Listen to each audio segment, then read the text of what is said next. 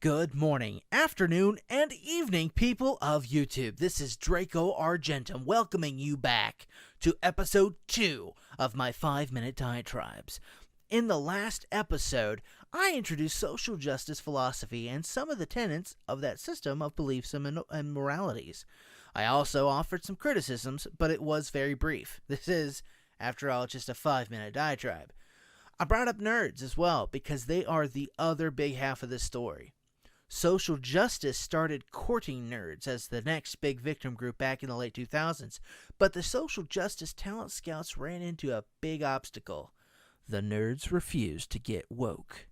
And so here follows today's 5-minute diatribe, the social justice phenomenon in nerd culture, also known as the Lost Tribe of Woke, Part 2.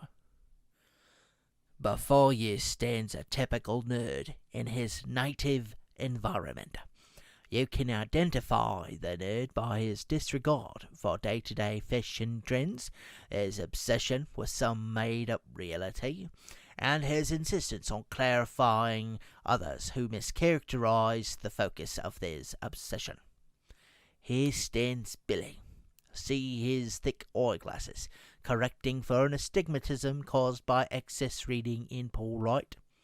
Note his pre-calculus textbook just beneath his Star Trek paperback that he is determined to read in the closing minutes before class begins. Billy is a good example of a nerd, but you can find others. They're focused on Star Wars, anime, Pokemon, or 1,000 other subjects.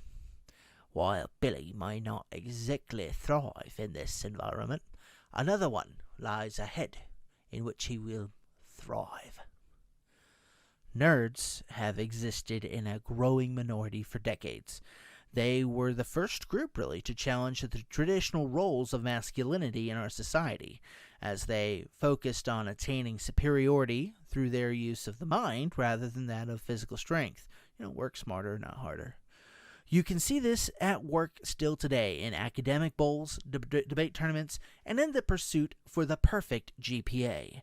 Society, however, has been reluctant to surrender more and more of their children to what traditionally were considered unproductive pursuits and a waste of time.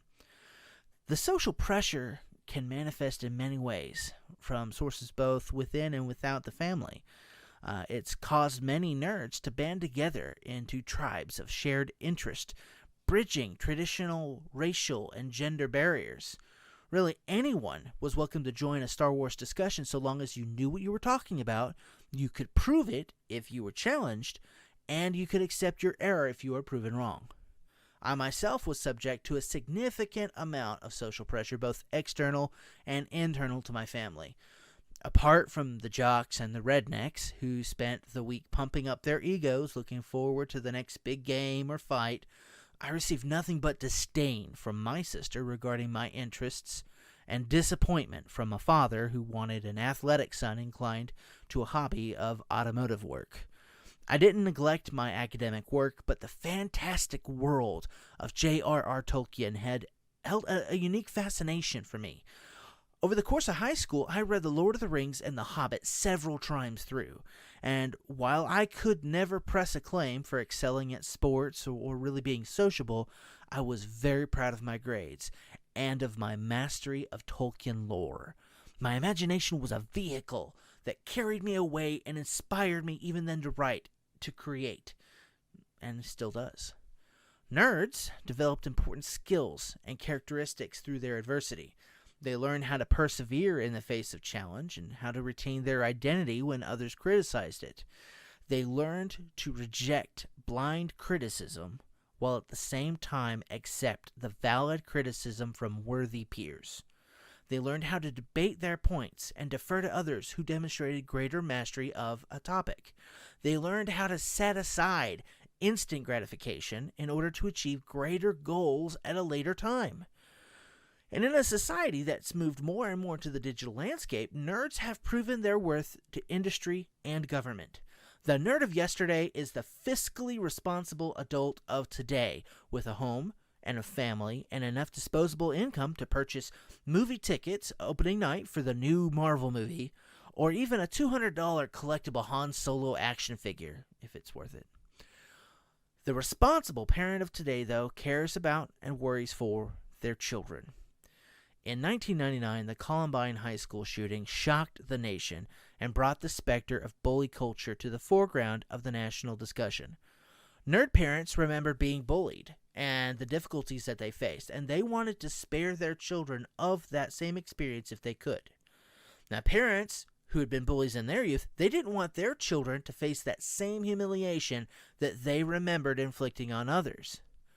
Nerd culture was becoming mainstream. Companies came in promising to invest and revive nerd properties.